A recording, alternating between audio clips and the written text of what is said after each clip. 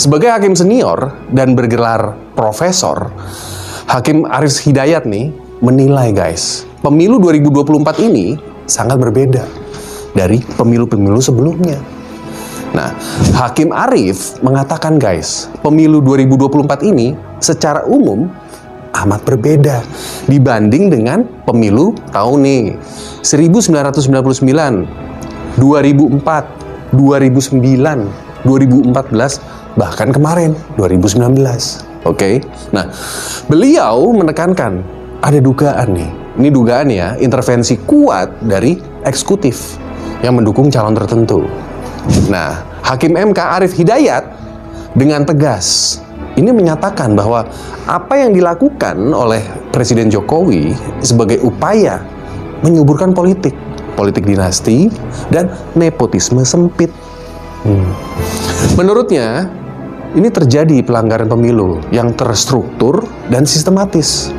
Dan ini mencederai guys prinsip-prinsip keadilan pemilu. Yang seharusnya nih, kan seharusnya luber kan, langsung, umum, bebas, rahasia, dan juga jurdil guys. Jujur dan adil maksudnya. Seperti yang diamanatkan oleh Undang-Undang Dasar 45. Lalu nih, yang kedua, dissenting opinion dari Hakim Eni Nurbaningsih. Nah, beliau juga bukan kaleng-kaleng guys. Profesor dari UGM ini menyoroti juga pemberian bansos jelang pemilu yang menciptakan ya ketidaksetaraan. Oke. Nah, menurut beliau banyak bukti awal ketidaknetralan pejabat negara yang tidak, ini gue ulangin ya, yang tidak ditindaklanjuti oleh Bawaslu.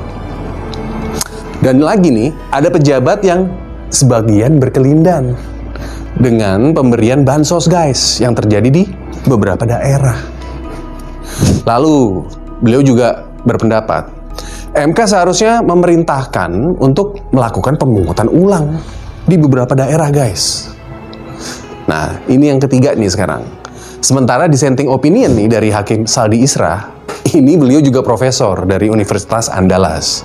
Bukan sembarangan orang juga guys. Nah, Saldi, ini beliau mengamati ketidaknetralan beberapa pejabat negara. Beliau juga menyarankan kemungkinan pemungutan ulang nih di beberapa daerah. Nah, Hakim Saldi juga menyatakan terjadi ketidaknetralan sebagian PJ kepala daerah. Nah, ini yang menyebabkan pemilu menjadi tidak jurdil guys menurutnya. Hakim Saldi juga menyatakan politisi bansos dan mobilisasi aparat beralasan menurut hukum. Nah, menurut beliau, Pilpres 2024 ini telah sesuai dengan aturan. Tapi tidak ada jaminan berjalan secara jujur. Nah, lalu nih, penolakan petitum oleh Hakim MK disertai dengan dissenting opinion, ini nggak main-main loh, 3 hakim loh. Ini mengirimkan pesan keras guys tentang kebutuhan transparansi dan keadilan dalam pemilu. Nah, pesan ini juga menunjukkan adanya perbedaan pendapat. Perbedaan pendapatnya yang signifikan loh di internal mereka sendiri. Hakim konstitusi. Oke. Ini mengindikasikan guys, adanya dua pandangan yang berbeda kalau menurut gua mengenai tata cara penegakan hukum dan prinsip-prinsip demokrasi. Bisa juga nih kita tarik kesimpulan. Dapat dikatakan nih, hakim progresif sementara ini kalah jumlah suara dengan hakim yang konservatif. Nah, dinamika pendapat yang terjadi menggambarkan pertarungan antara pandangan progresif dan konservatif di dalam lembaga peradilan. Putusan ini membangun premis bahwa publik memiliki hak kok untuk menganalisis boleh-boleh aja yang telah menjadi milik umum, iya kan? Ini kan keputusannya udah menjadi milik umum. Oke, guys, dengan menuju sunsetnya nih masa jabatan Presiden Jokowi, putusan ini juga menandai awal era baru guys, politik Indonesia yang akan dipimpin oleh Prabowo Subianto. Peristiwa ini tidak hanya penting dalam konteks sengketa pemilu, menurut gue ya, tetapi juga sebagai cerminan kita semua. dari bagaimana prinsip-prinsip demokrasi diperjuangkan. Ya, oke teman-teman, kembali lagi bersama saya di channel video ini. Kali ini kita membahas tentang video cuplikan yang begitu sangat menarik. Nah, teman-teman, di sini disampaikan para netizen, makanya hak angket secepatnya dilaksanakan segera, Jokowi dimakzulkan, Gibran dilibatkan jadi wapres.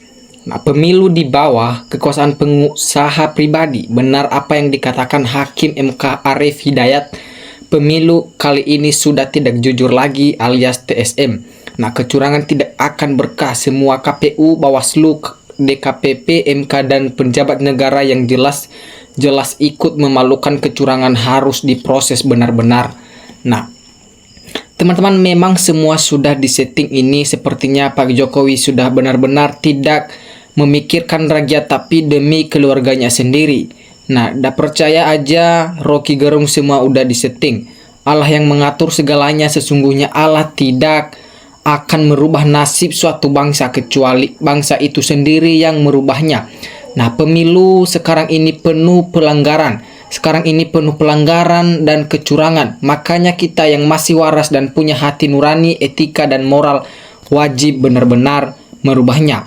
Nah, semua sudah diatur sama Allah. Jangan berhenti usaha dan doa. Semoga yang kezuliman di KPU dan MK dipermalukan sama Allah. Kenapa ketua MK nggak berani? Karena sudah dikasih penutup mulut.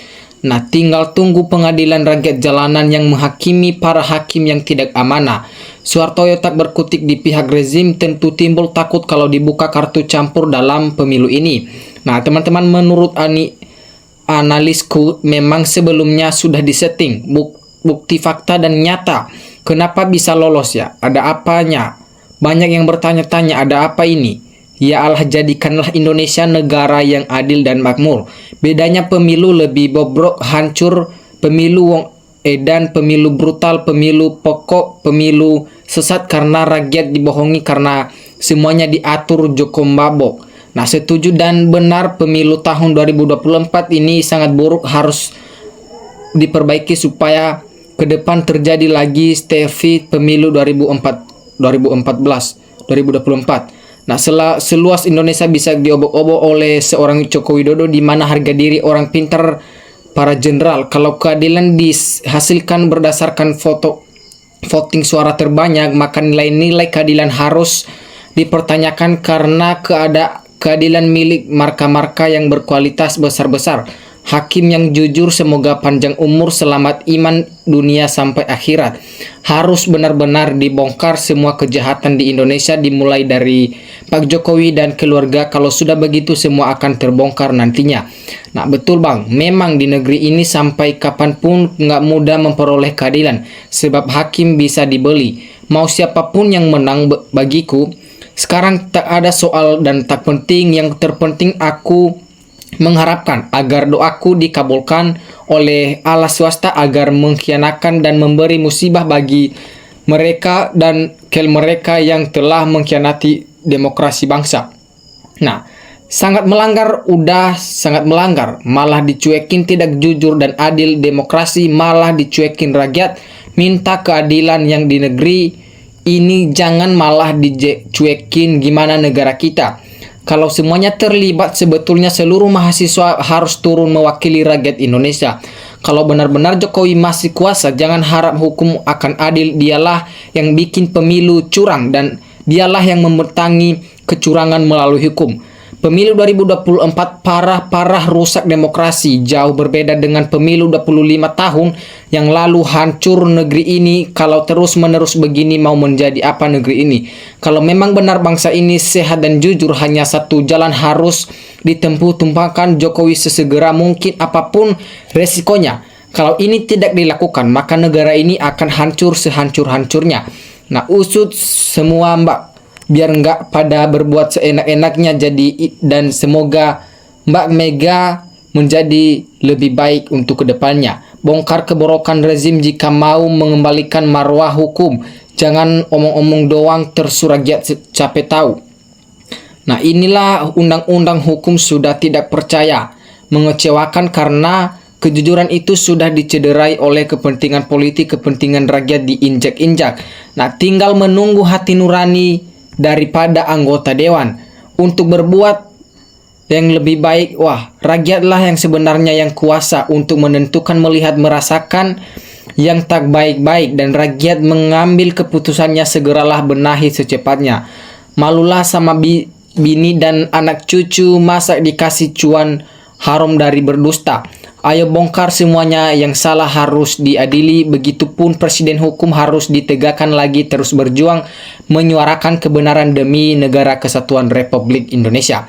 Nah teman-teman, masa depan bangsa dan negara sangatlah penting bagi generasi selanjutnya, sehingga peran para hakim tersebut sangatlah penting. Beliau keliru dalam memutuskan, tunggu pengadilan akhir, karena setiap manusia pasti akan mati.